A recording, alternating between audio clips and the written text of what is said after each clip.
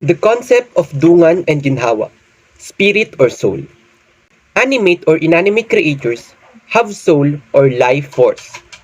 Our ancestors believed in the spirit beings in the environment, deceased ancestral souls, and to force in nature, such as wind, moon, stars, which are invoked for help.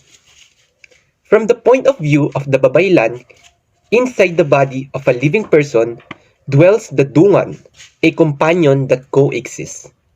This Dungan gives life, animation, and sensibilities to a person. It can temporarily leave the body at will during sleep. It is dangerous for Dungan to leave the body when the person is awake. The body would become like a robot that runs out of battery. Ang example nito ay sa mga nanonood ng Doctor Strange na Marvel movie. Parang ano siya, astral projection. Habang natutulog ka ay humihiwalay yung kaluluwa mo sa katawan mo. Meron din sa totoong buhay katulad ng sleep paralysis at sleep projection. There is another spirit that resides in a person or same person. We call it Ginhawa or breath of life. It is the vital force. If Ginhawa leaves the person, the body dies. There is no more vital force that would be responsible for the throbbing of the heart and the beating of the pulse. Ginhawa and Dungan should be together. Ginhawa provides the vital life force while Dungan provides the intellect, emotion, and consciousness. If Dungan does not return, the person dies. Ginhawa cannot sustain life without Dungan. The Dungan that does not return and the body dies is known as kalag or has separated or distangled.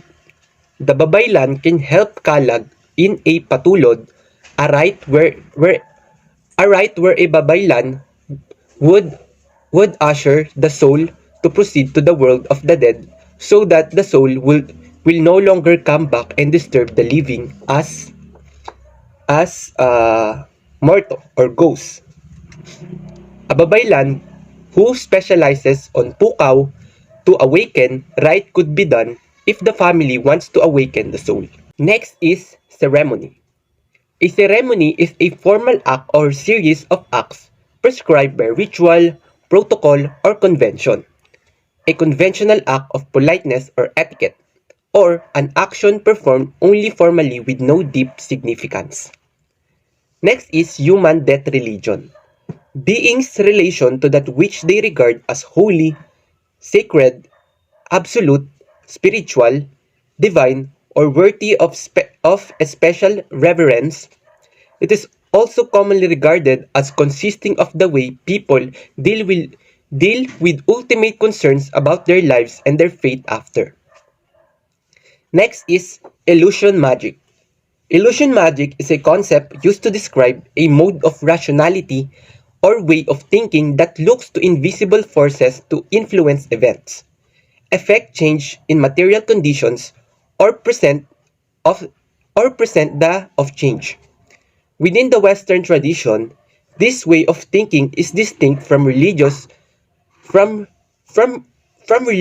or scientific modes.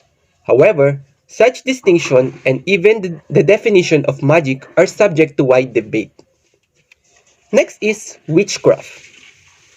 Witchcraft, traditionally the exercise or invocation of alleged supernatural powers to control people or events, practices, typically involving sorcery or magic. Although defined differently in desperate historical and cultural contexts, witchcraft has often been seen, especially in the West, as the work of crones who meet secretly at night, indulge in cannibalism and orgiastic rites from the devil or Satan, and perform black magic. Witchcraft thus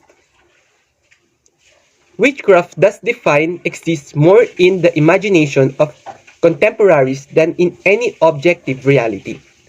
Yet this stereotype has a long history and has constituted for many cultures a viable explanation of evil in the world.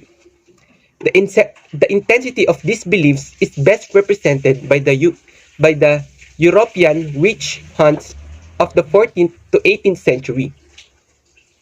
But witchcraft and its associated ideas are never far from the surface of popular consciousness and, sustained by folk tales, find explicit focus from time to time in popular television and films and in fiction.